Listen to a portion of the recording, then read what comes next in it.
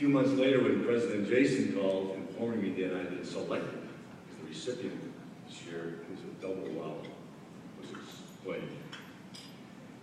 And a little while later, when I got the pre-conference newsletter, I laughed when reading just Jason's presidential message in the pre-conference letter on the wow factor. I guess I must have picked this up by spending time with Jason at the registration desk and as a member of the board. So I decided to pull out a list of the past distinguished service award winners. And I also found next to that a list of the past presidents. I joined this organization in 1963 at the urging of my health methods professor at Rockville. So I decided to start with that year on those lists. And ironically, the first person on the list of this award was Dr. Pearl Britton, the professor who urged me to join this organization.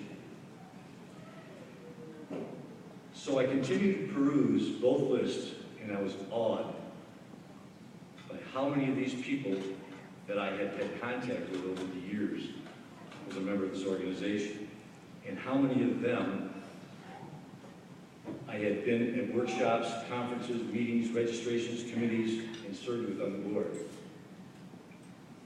And I had also become friends with very many of them. Reflecting upon the years spent with these people and discussing just being around these people, I realized it was similar to the wow factor.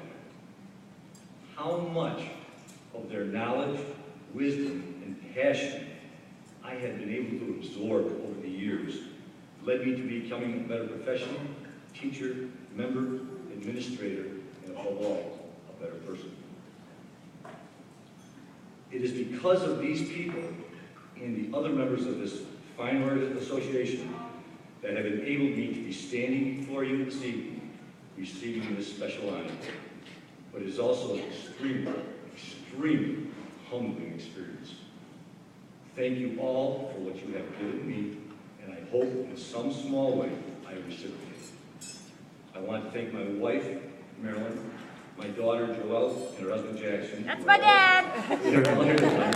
And, excuse me, according to what my daughter printed out for me, I have a big thing for my special daughter, I guess, Brooke, because it's highlighted, and her husband, Michael, for their understanding of the importance of New York State aid to me in the time I spent at meetings, at conferences, on the computer, on the phone, and all the different things. I want to thank all of you, and I hope you have had another fantastic conference. Thank you all.